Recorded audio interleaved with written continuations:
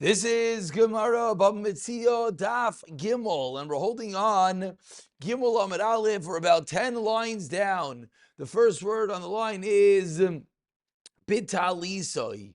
Middle of trying to figure out whom is the Tana, who is not the Tana of the Mishnah.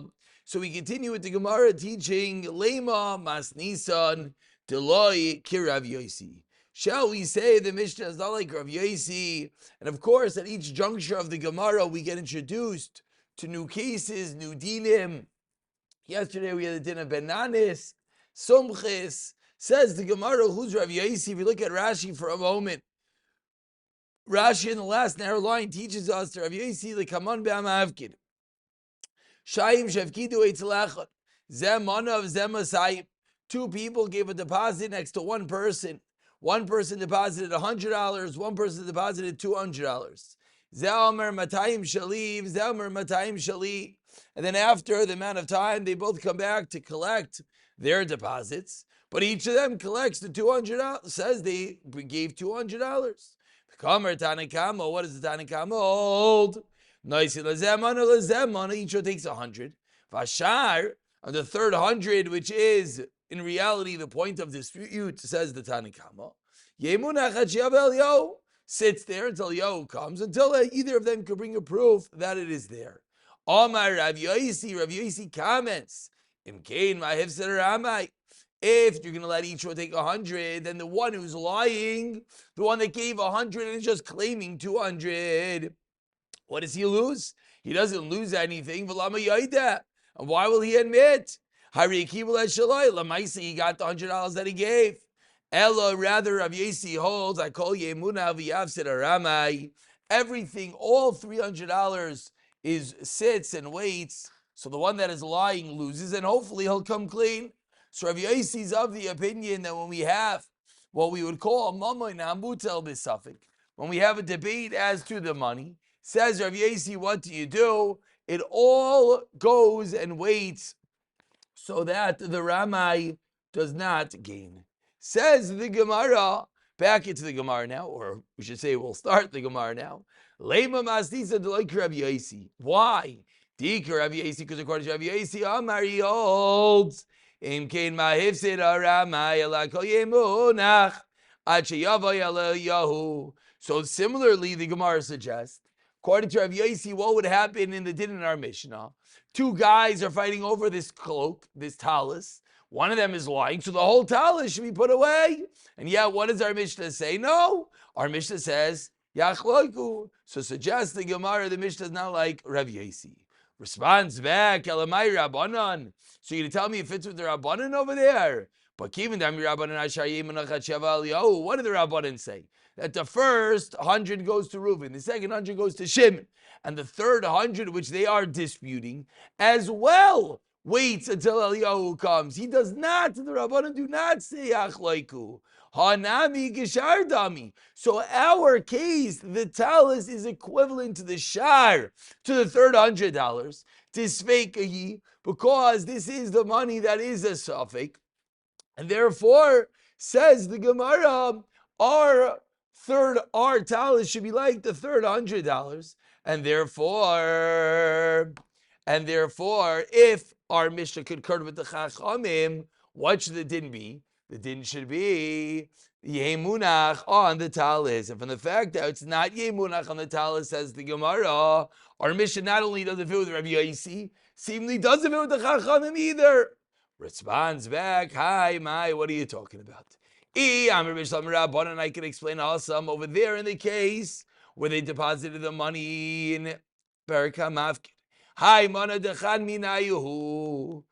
This third money belongs to one of them, and therefore, there's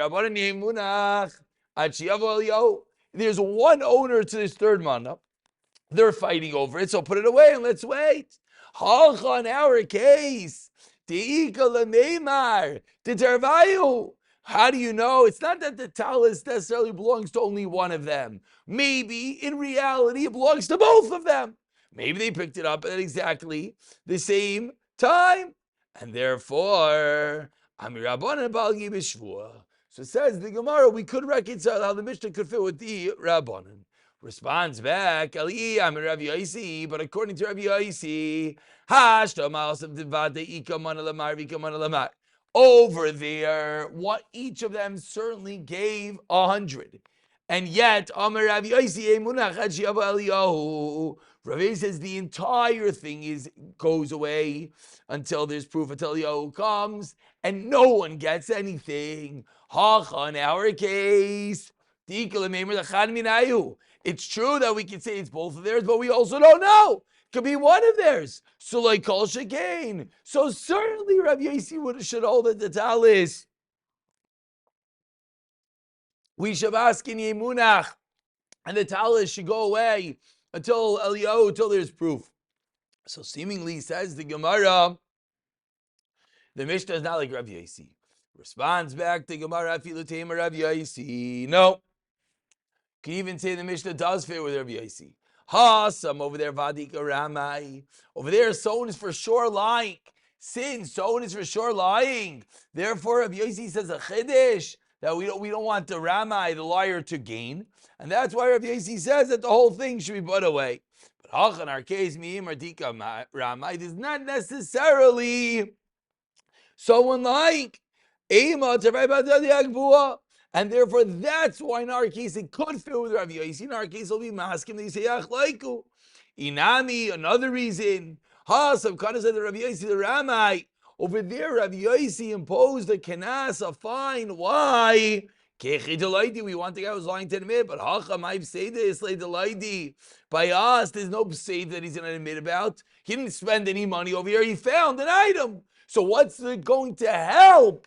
By saying Yemunach. Over there, the Yemunach has the intended result that the one that's lying will come clean. But let's say in our Mishnah we said Yemunach. The one who's lying would come clean. Why? He was never his item in the first place.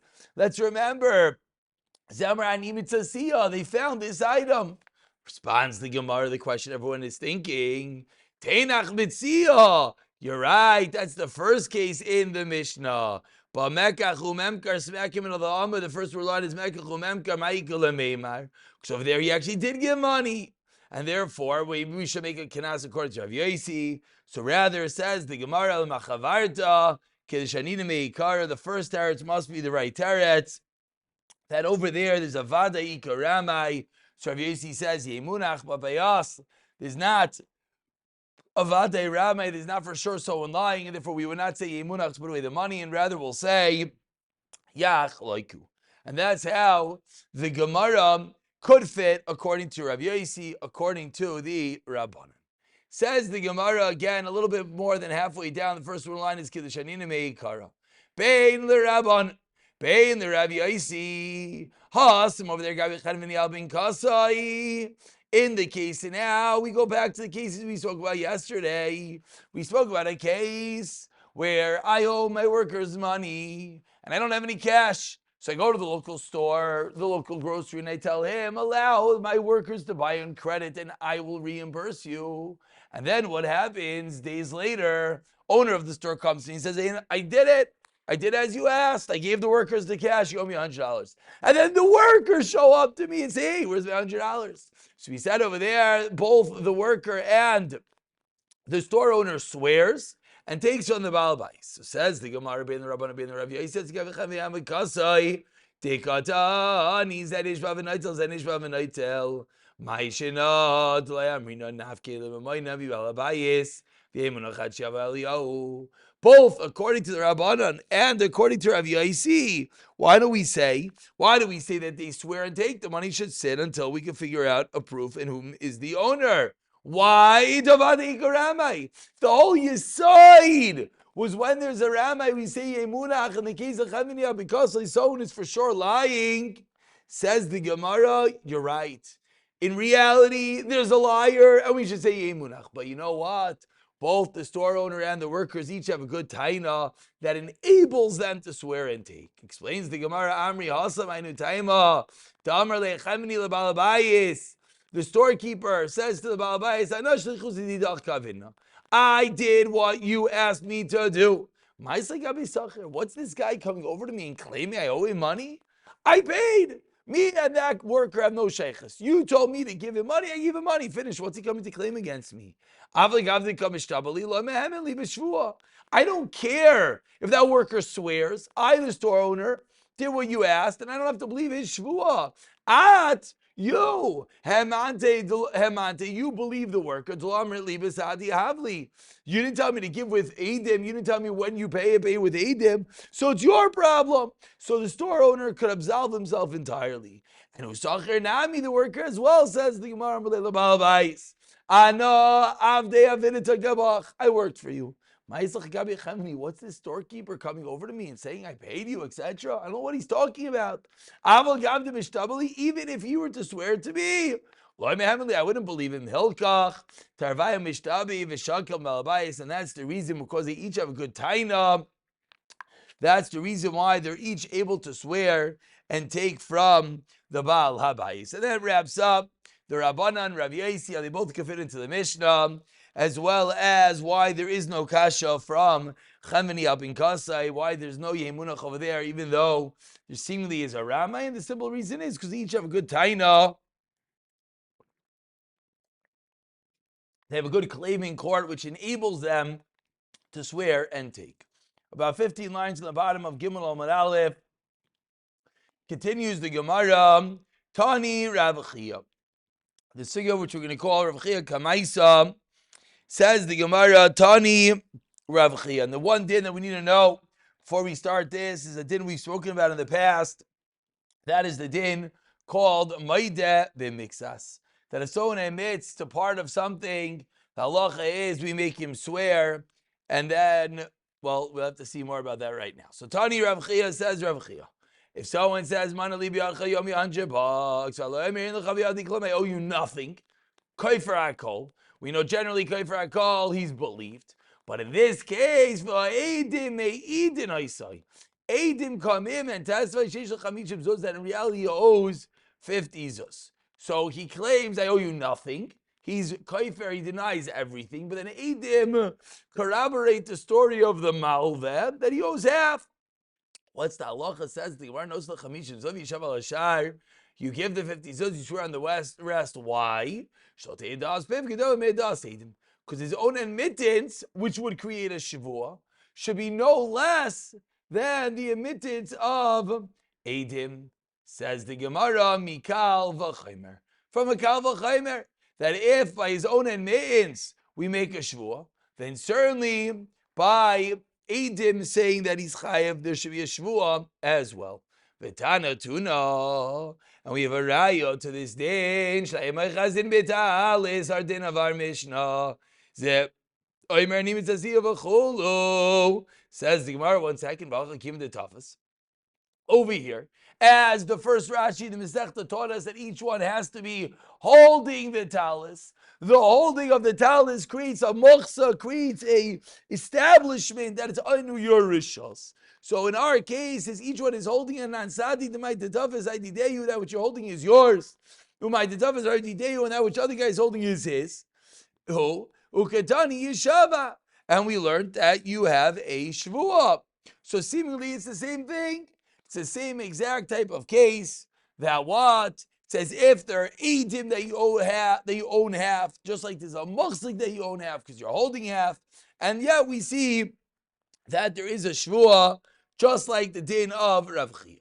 Says the Gemara, Akasha, not on the din, but on the mechanics. What did Rav Chia say? Why do you swear in a case of eidim? What does it mean that an admittance should not be greater than Eidim from a Kal V'chaymer? That we shouldn't say that when it comes to one own admittance, that's where he swears, like Rabbah said. That Rabbah said, what? Rabbah, 3 lines from the bottom, the Imam Torah. Why did the Torah teach us, Maida mixes a tiny yeshava, if someone admits to party swears? The reason being, Chazak in the means, because we know that someone's not going to have the chutzpah to deny the guy that gave him money. Really, he has no money. He wants to deny the whole thing. Why did he not deny the whole thing? Because he just doesn't have the chutzpah. This guy lent me money, and I'm going to go and I'm going to deny ever owing him any money. That is too much. And that's why he admits to part.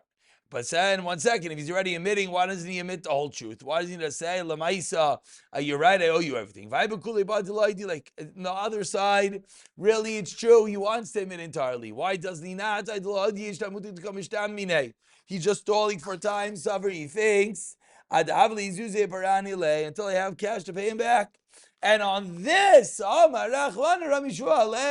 we give a shua kecha so that he will admit.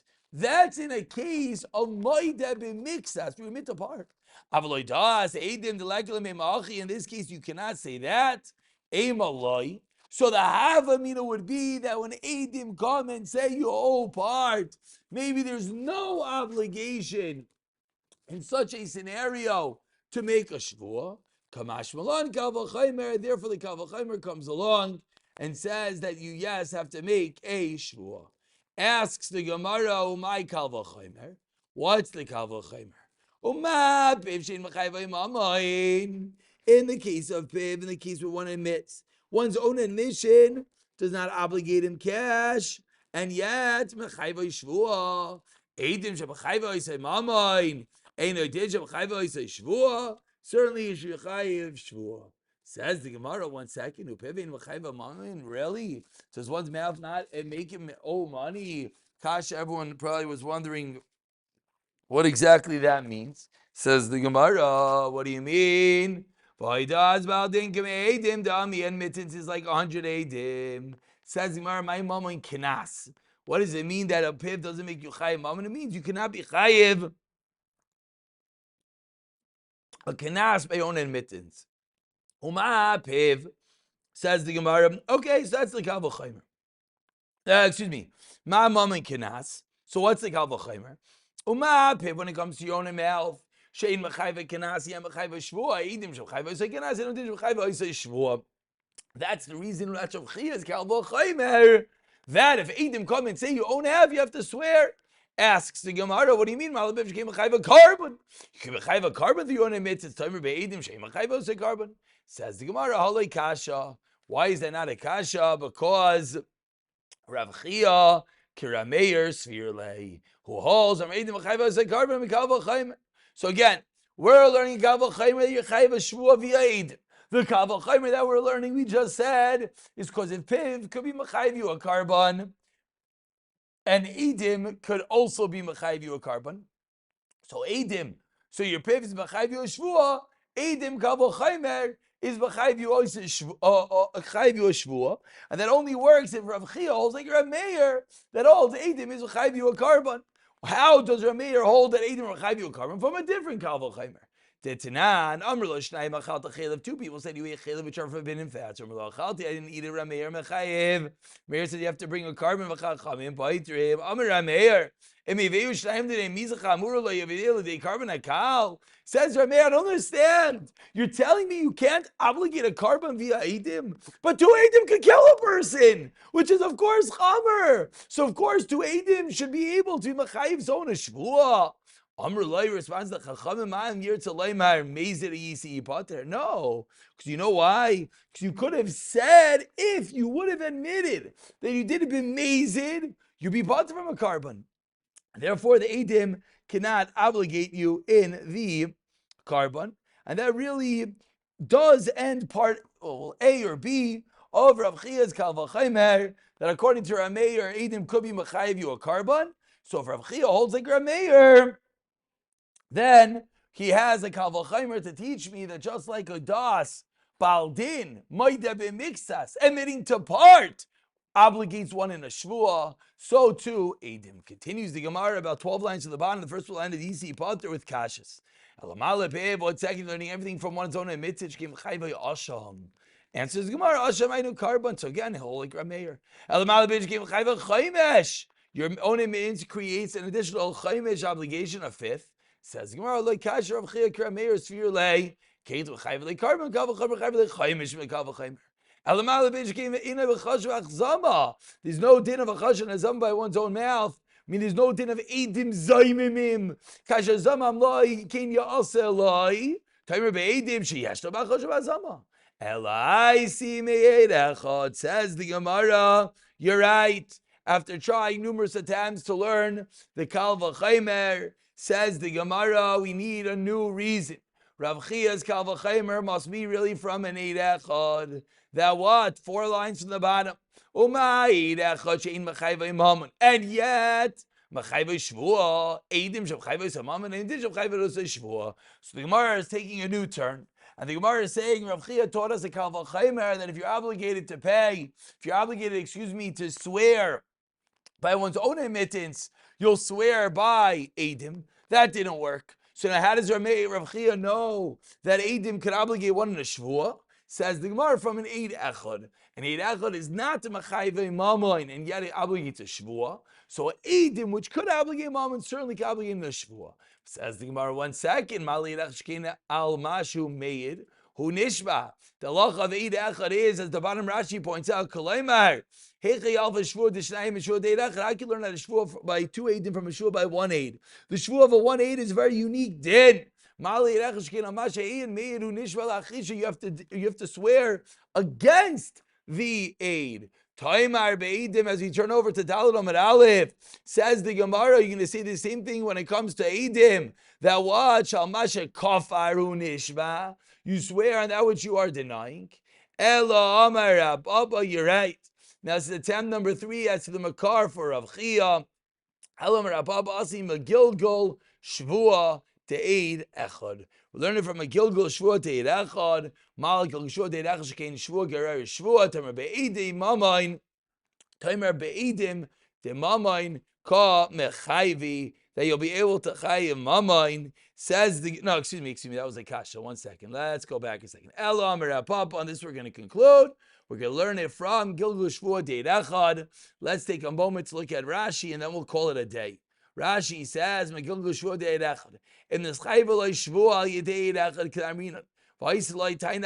and there's a different taina. So an Eid Echad obligates Ruvain to swear on topic A. And then there's a different entire about something entirely different. And in that other entity, there's no Shchiyah of Shvuah. V'lo tells us Shvuah. The halacha is you could be Megalgel. You could roll a Shvuah onto this other entity, v'nishval shneim, and create a shvua on both of them. The Gilgul Shvua Daraisihi, because Gilgul Shvua is a din daraisa. Mevamarti isha amen v'amen. Shamash eloi hayed hu mashbiya. Stop over here. We'll pick it up in discussing the sheet of Rav Papa the next year. B'siyata dishmaya.